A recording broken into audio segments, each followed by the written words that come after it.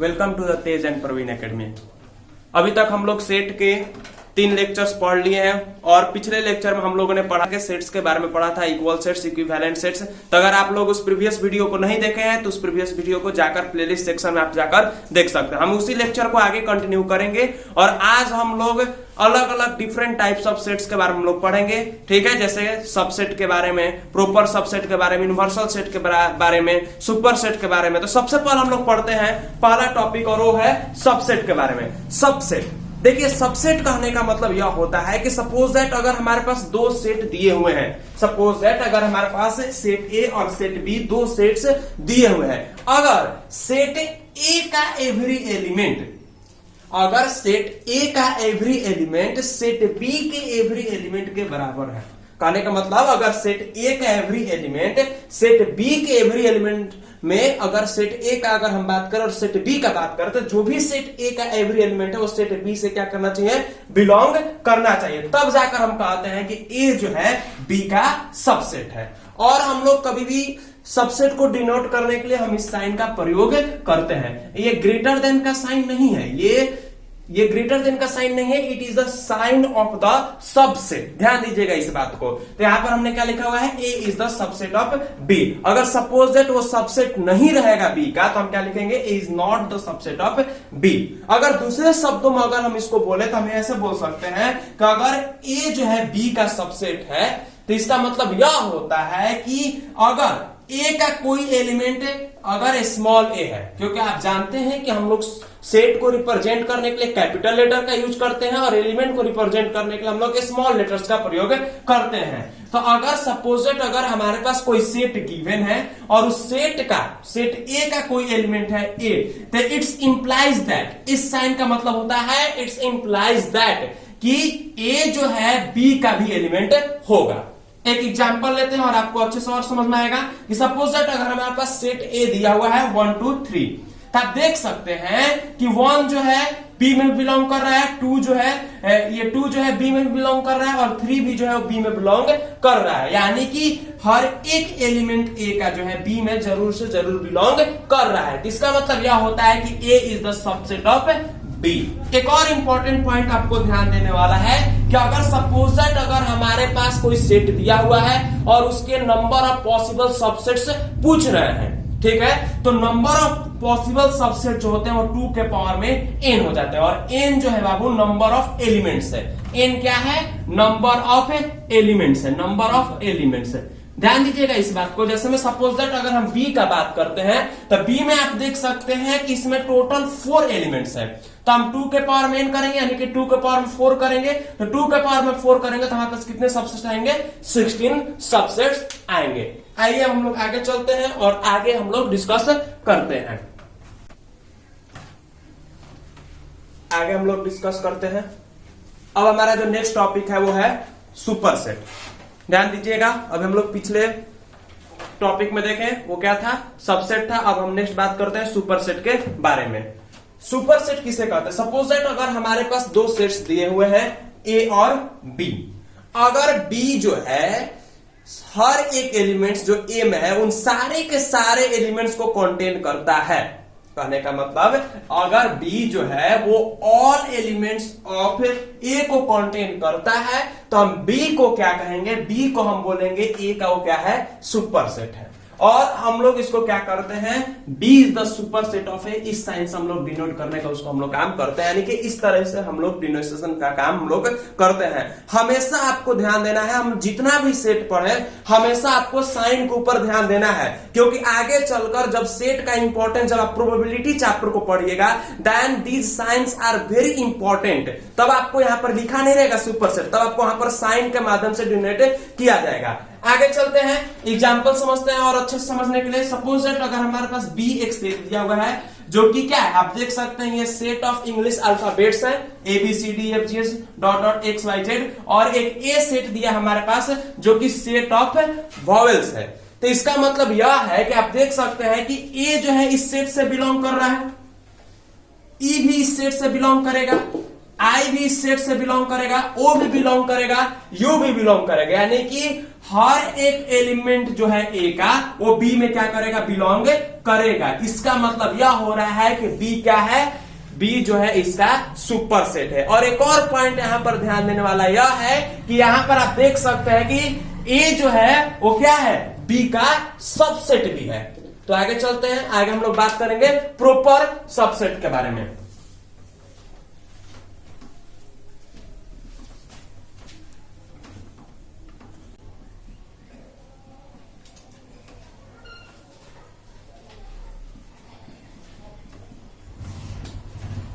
चलिए आगे बढ़ते हैं। नेक्स्ट हम लोग पढ़ते हैं प्रॉपर सबसेट के बारे में। देखिए प्रॉपर सबसेट, अगर ए जो है बी का सबसेट है, सपोज दैट अगर हमारे पास दिया हुआ है दो सेट्स दिए हुए हैं ए और बी, और ए जो है बी का क्या है, सबसेट है। ये साइन आपका सबसेट का है, ठीक है, ध्यान होना चाहिए आपको। और ए जो है वो बी के बराबर नहीं है। अगर ए जो है बी का सबसेट है और ए जो है बी के बराबर नहीं है, इसका मतलब यह होता है कि ए जो है वो क्या है, बी का प्रॉपर सबसेट है। बात क्लियर हो रहा है?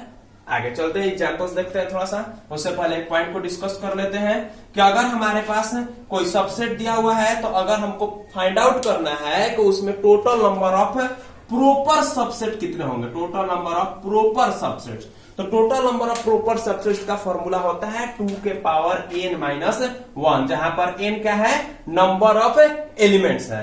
तो आप देख सकते हैं कि अगर एग्जांपल के तौर पर हम देखें तो ए अगर हमारे पास एक सेट दिया हुआ है जिसके एलिमेंट्स हैं 1 2 3, और बी हमारे पास सेट दिया हुआ है 1 2 3 4। तो आप देख सकते हैं पहला कंडीशन प्रॉपर सबसेट होने के लिए क्या चाहिए, ये इसका सबसेट होना चाहिए। तो ए यहां पर क्या है, सबसेट है बी का। और आप देख सकते हैं कि हमने इक्वल सेट के डिफिनेशन में पढ़ा था कि हर एक एलिमेंट जो है उसके बराबर होना चाहिए, यानी कि दो हमारे पास सेट दिए हुए ए और बी, तो दोनों का हर एक एलिमेंट एक दूसरे के बराबर होना चाहिए, तब इक्वल सेट होंगे। यहां पर देख सकते हैं कि 1 1 बराबर है, 2 2 बराबर है, 3 3 बराबर है, लेकिन इसमें एक एक्स्ट्रा 4 है और इसमें कोई 4 नहीं है। इसका मतलब ए जो है वो बी के बराबर नहीं है। इसका मतलब क्या होता है, A is the proper subset of B. बात क्लियर हो रहा है? कोई भी दिक्कत होता है तो आप कमेंट कीजिए, ठीक है। आगे चलते हैं, नेक्स्ट हम लोग पढ़ते हैं यूनिवर्सल सेट के बारे में। तो देखिए यूनिवर्सल सेट कहने का मतलब ये होता है ना कि एक ऐसा सेट जो यूनिवर्सल हो, यानी कि उसमें सारे के सारे सेट्स उसमें आ जाए। कहने का मतलब यह हो रहा है कि सपोज एग्जांपल के तौर पर देखते हैं, अगर हमारे पास एक सेट दिया है 1 2 3, एक सेट दिया है B 5 6 7 8, ठीक है, और यहां पर एक सी सेट दिया हुआ है जिसमें 1 से लेकर 10 तक नेचुरल नंबर्स लिखे हुए हैं। तो ये जो सी है ये यूनिवर्सल सेट है ए और बी का, क्योंकि आप देख सकते हैं कि ए और बी दोनों इसी के क्या हैं, सबसेट्स हैं। बात क्लियर हो रहा है? दोनों इसी के क्या है, सबसेट है। नेक्स्ट हम एग्जांपल के तौर पर देखते हैं, तो डी का अगर हम बात करें तो डी दिया हुआ हमारे पास ABCD, ई दिया हुआ है XYZ, और एफ हमारे पास क्या दिया हुआ है, एक हमारा दिया हुआ है सेट ऑफ इंग्लिश अल्फाबेट्स। तो आप देख सकते हैं कि जो सेट ऑफ इंग्लिश अल्फाबेट्स है इसके ये दोनों के दोनों क्या होंगे, सबसेट होंगे। इसका मतलब एफ जो है क्या है, यहां पर एक यूनिवर्सल सेट है। तो जितने भी सेट्स होते हैं एक अंडर कंसीडरेशन हम ले सकते हैं, जो कि क्या होते हैं, एक सेट का, किसी एक सेट के सब क्या होते हैं, सबसेट होता है, और उस सेट को हम लोग क्या बोलते हैं, यूनिवर्सल सेट। और यूनिवर्सल सेट को हम किसके मदद से, यू की मदद से हम लोग डिनोट करते हैं, ठीक है। आगे चलते हैं हम लोग, अब हम लोग पावर सेट को पढ़ेंगे।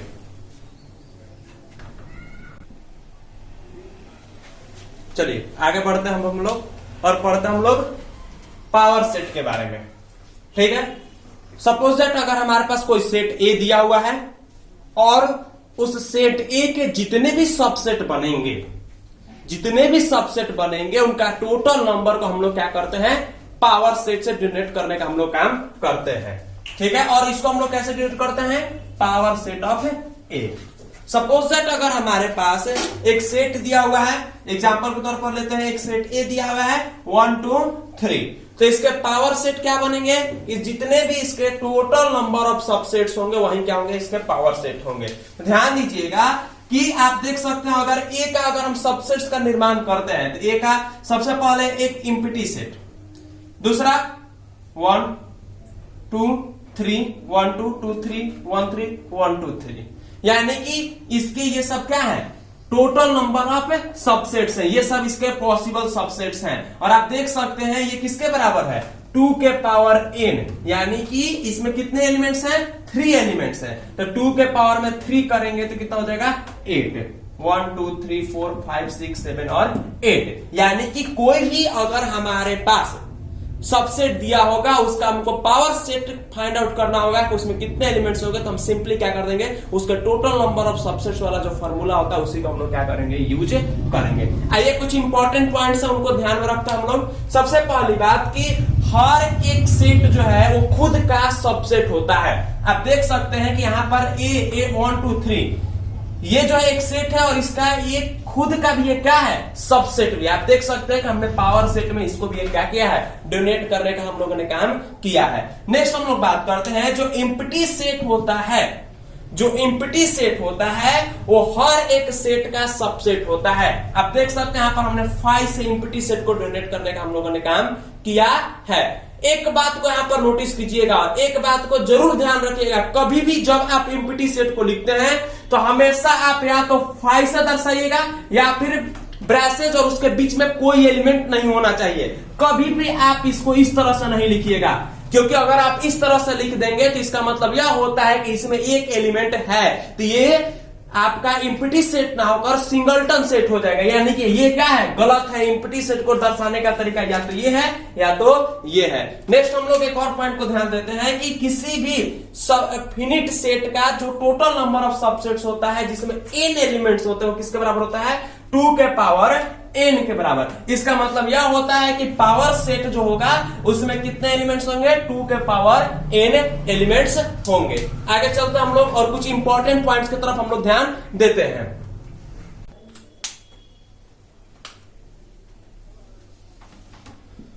चलिए एक इंपॉर्टेंट पॉइंट है, जरा उसके ऊपर हम लोग नजर डालते हैं। देखिए यह हमारा नंबर सिस्टम के सेट है, ध्यान दीजिएगा। जो n for natural number, natural number जो है वो क्या है, प्रॉपर सेट है आपके इंटीजर्स का। बात क्लियर हो रहा है, इंटीजर्स जो है वो प्रॉपर सबसेट है किसके, रेशनल नंबर्स के। और जो रेशनल नंबर है वो आपके रियल नंबर्स के, और जो रियल नंबर है वो एक कॉम्प्लेक्स नंबर के, सी से कॉम्प्लेक्स नंबर होता है। तो कॉम्प्लेक्स नंबर हम लोग आगे की क्लासेस में हम लोग पढ़ेंगे, क्लास 11th में हम लोग को कॉम्प्लेक्स नंबर्स के बारे में हम लोगों को पढ़ना है, ठीक है। तो ध्यान दीजिएगा, अगर आपको वीडियो अच्छा लग रहा है तो सब्सक्राइब कीजिए और आगे शेयर भी कीजिए। आगे चलते हम लोग पढ़ते हैं, आगे नेक्स्ट टॉपिक है हमारा, ठीक है, उसको हम लोग जरा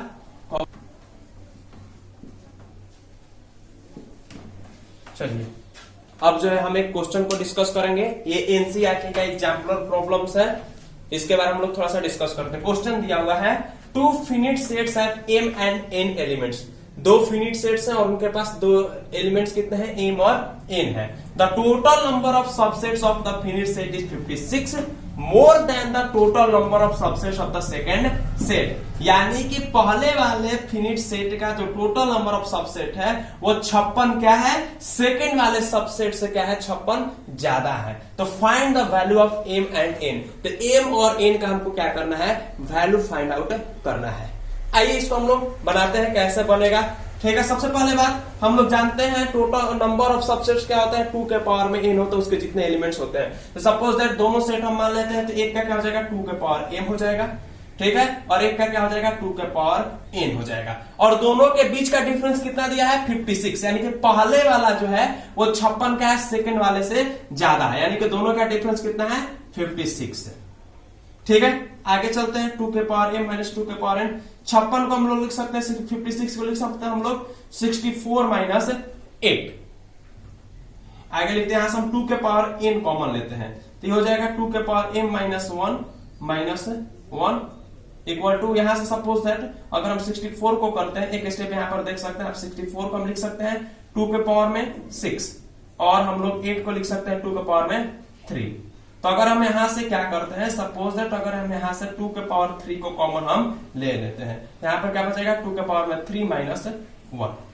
क्योंकि 2 के पावर 3 इंटू 2 के पावर 3 करेंगे तो 3 प्लस 3 2 के पावर 6 और माइनस 2 के पावर 3 यानी कि 8, 64 माइनस 8। अगर दोनों साइड अगर आप कंपेयर करते हैं तो आप देख सकते हैं कि n का जो वैल्यू है कितना आ रहा है, 3 आ रहा है, और m माइनस n का वैल्यू जो कितना आ रहा है बच्चों, m माइनस n का वैल्यू कितना आ रहा है, 3 आ रहा है। तो अगर हम n का वैल्यू यहां पर पुट करते हैं n का वैल्यू यहां पर, तो m माइनस 3 इक्वल टू 3, तो m equal to 3 plus 3 equal to 6, यानी कि m और n का हमारे पास वैल्यू आ गया। ठीक है, अब आगे हम लोग डिस्कस करेंगे इनइक्वालिटी के बारे में। आइए डिस्कस करते हैं उसके बारे में। चलिए आगे हम लोग डिस्कस करते हैं इंटरवल्स के बारे में। बहुत ही छोटा सा टॉपिक हमारे इस सेट में दिया हुआ है, आगे चलकर हमको इंटरवल्स के बारे में हम लोग ज्यादा पढ़ना है। ठीक है, तो हम लोग इसमें थोड़ा सा इसके बारे में हम लोग इंट्रो प्राप्त करेंगे और थोड़ा सा इंट्रोडक्शन हम इसका इंटरवल्स का लेंगे। देखिए इंटरवल्स 4 प्रकार के होते हैं। इंटरवल्स कितने प्रकार के होते हैं, 4 प्रकार के। इंटरवल्स अगर हम सिंपली रूप से बोले ना तो इंटरवल कहने का मतलब x का कोई वैल्यू, सपोज दैट अगर हमारे पास कोई गिवन नंबर दिया हुआ है x, चाहे कोई भी चीज हमको x कोई ऑब्जेक्ट दिया हुआ है, तो x का वैल्यू कहां से कहां तक बिलोंग करेगा, किसके किसके बीच में होगा, उसका कहां से कहां वैल्यू जाएगा, हम लोग इंटरवल में पढ़ते हैं। यानी कि x का वैल्यू किस इंटरवल में बिलोंग करेगा, ध्यान दीजिएगा। ये छोटा सा टॉपिक हम लोग इसको समझते हैं, इसका इंट्रोडक्शन हम लोग कंप्लीट करते हैं। ध्यान दीजिएगा, अगर हम इंटरवल्स होते हैं 4 प्रकार के होते हैं, open intervals, close intervals, open close intervals और क्लोज्ड ओपन इंटरवल्स। ध्यान दीजिएगा कौन कौन मैंने बोला, open intervals, close intervals, open close intervals और क्लोज्ड ओपन इंटरवल्स। हमारे क्वेश्चन में अगर कभी भी ओपन दिया हुआ होके तो ओपन के लिए हम लोग क्या करते हैं, हम लोग इस ब्रैकेट का प्रयोग करते हैं, और क्लोज दिया रहेगा तो हम लोग उसके लिए रेक्टेंगुलर ब्रैकेट का हम लोग क्या करते हैं, प्रयोग करते हैं। तो सबसे पहले हमारा open intervals. Open interval, suppose that अगर हमारे पास ओपन इंटरवल्स दिए हुए हैं तो ओपन इंटरवल्स को दर्शाने का तरीका ये है, ए बी दिया हुआ है और दोनों के साइड में हम लोग क्या करेंगे, ये वाला साइन लगा देंगे। कंफ्यूज मत होइए, थोड़ा सा पढ़ लीजिए, उसके बाद हम जब इधर समझाएंगे तो आपको ये क्लियर हो जाएगा क्या है। ओपन इंटरवल्स के लिए हमने कौन सा साइन, सिर्फ साइन देखिए, हमने दोनों को इस तरह का साइन यूज किया है। क्लोज इंटरवल्स के लिए हमने दोनों रेक्टेंगुलर ब्रैकेट्स का प्रयोग किया है, और ओपन क्लोज इंटरवल है, पहले क्या है बच्चों, ओपन है, तो देखो मैंने ओपन लगाया हुआ है, और सेकंड क्या है, क्लोज्ड है, ये देखिए क्लोज्ड मैंने लगाया हुआ है। अब दूसरा वाले में क्या है, क्लोज्ड है पहले, क्लोज्ड, और सेकंड नंबर पर क्या है, ओपन है, सेकंड नंबर पर क्या है, ओपन है। अब ध्यान दीजिए, सपोज दैट अगर हमारे पास कोई गिवन नंबर दिया हुआ है x, और x का वैल्यू क्वेश्चन में दिया हुआ है a और b के बीच में बिलोंग कर रहा है, a और b के बीच में बिलोंग कर रहा है, x के साथ कंडीशन दे दिया है कि x जो है a से बड़ा होगा और b से छोटा होगा, और a और b यहां पर कोई भी कांस्टेंट नंबर हो सकते हैं, a और b को मैं यहां पर कांस्टेंट माना हूं, ध्यान दीजिएगा, और x हमारे क्या है, वेरिएबल है, जो कुछ भी हो सकता है। तो यहां पर a b और x हमारे पास दिया हुआ है, और x के साथ कंडीशन है कि x जो है a से क्या है, बड़ा है, और b से क्या है, छोटा है, a और b के बराबर लेकिन नहीं है, ध्यान दीजिएगा। तो ये क्या है, दोनों तरफ से ओपन है, ठीक है ना। ओपन कहने का मतलब यह होता है कि इसके साथ में बराबर का साइन नहीं आएगा। ओपन मतलब ये होगा कि जिसके साथ वो ओपन इंटरवल लगा हुआ है, जिसके बीच में ये बिलोंग कर रहा है, तो उस कांस्टेंट का वैल्यू उसके साथ नहीं आएगा। जैसे सबको यहां पर अगर हम नंबर लाइन ड्रॉ करते हैं तो माइनस इंफिनिटिव से प्लस इंफिनिटिव की तरफ हमारा नंबर लाइन जा रहा है, और यहां पर हमारे पास a और b कोई नंबर है, तो इन दोनों को हमने यहां पर दर्शा दिया। अब x जो है a और b के बीच में बिलोंग करेगा, और ध्यान दीजिएगा नंबर लाइन पर इंटरवल्स दिखाने के लिए हम लोग क्या करते हैं, एक सर्कल ड्रॉ करते हैं, और सर्कल को हम लोग ब्लैंक छोड़ देते हैं। देखिए सर्कल के को मैंने क्या कर दिया, ब्लैंक छोड़ दिया है, तो इसका मतलब यह हो रहा है कि x जो है a और b के बीच वाला वैल्यू लेगा, लेकिन a नहीं लेगा और b भी नहीं लेगा, दोनों में से कोई वैल्यू नहीं लेगा। नेक्स्ट हम लोग बात करते हैं क्लोज इंटरवल्स का। तो क्लोज इंटरवल में भी सेम कंडीशन है, वैल्यू x का हर चारों इंटरवल में a और b के बीच में बिलोंग करेगा, लेकिन क्लोज इंटरवल में कंडीशन हो जाएगा कि अब जो x है वो a को भी लेगा और b को भी लेगा, यानी कि सपोज दैट a और b जो कांस्टेंट टर्म होंगे तो x का वैल्यू a भी आ सकता है और x का वैल्यू b भी आ सकता है, और इसको इस तरह से दर्शाते हैं हम लोग। और क्लोज इंटरवल के लिए हम लोग क्या करते हैं, सर्कल ड्रॉ करते हैं, और उसको हम लोग क्या करते हैं, ब्लैंक नहीं छोड़ते हैं, उसको हम लोग कलर कर देते हैं।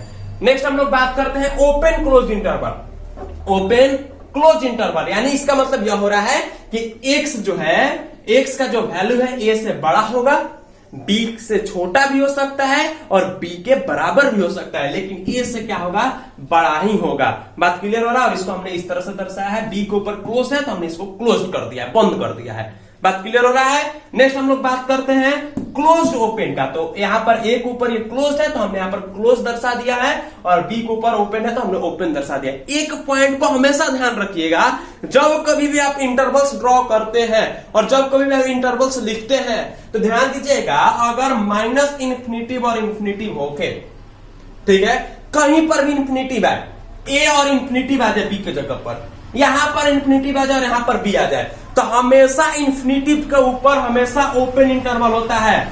हमेशा इन्फिनिटिव के ऊपर, इन्फिनिटिव यहां पर है तो यहां पर ओपन इंटरवल होगा। b के ऊपर क्लोज हो सकता है, लेकिन इन्फिनिटिव के ऊपर हमेशा क्या होगा, ओपन इंटरवल होगा, क्योंकि इन्फिनिटिव क्या है, इन्फिनिटिव के बराबर किसी भी चीज का वैल्यू नहीं हो सकता है। इन्फिनिटिव है क्या, एक तो हम लोगों ने उसको इमेजिनरी माना हुआ है, को आगे जो कंटिन्यूअस बढ़ते जा रहा है, बढ़ते जा रहा है, तो कोई उसके बराबर होगा। तो कभी भी कोई फिक्स नंबर कभी भी इन्फिनिटिव के बराबर हो सकता है, नहीं हो सकता है। तो हमेशा इन्फिनिटिव पर क्या होता है, ओपन इंटरवल होता है। ध्यान दीजिएगा इस बात को। और हमको जहां तक लग रहा है आपको अच्छे तरीके से अगर पढ़ाई समझ में आ रही है तो वीडियो को लाइक कीजिए और ज्यादा से ज्यादा शेयर कीजिए, ताकि ये जो वीडियो है बहुत सारे बच्चों के पास पहुंचे। और हमारे तेज एंड प्रवीण एकेडमी को सब्सक्राइब कीजिए। इसके साथ साथ अगर आपको कोई भी प्रॉब्लम होता है, अगर आपको किसी भी प्रकार की प्रॉब्लम होती है, तो आप नीचे कमेंट बॉक्स में उसको मेंशन कीजिए और जरूर वीडियो को लाइक कीजिए। बताइए आपको वीडियो कैसा लग रहा है, कोई प्रॉब्लम है तो कमेंट कीजिए और चैनल को सब्सक्राइब कीजिए। Thank you.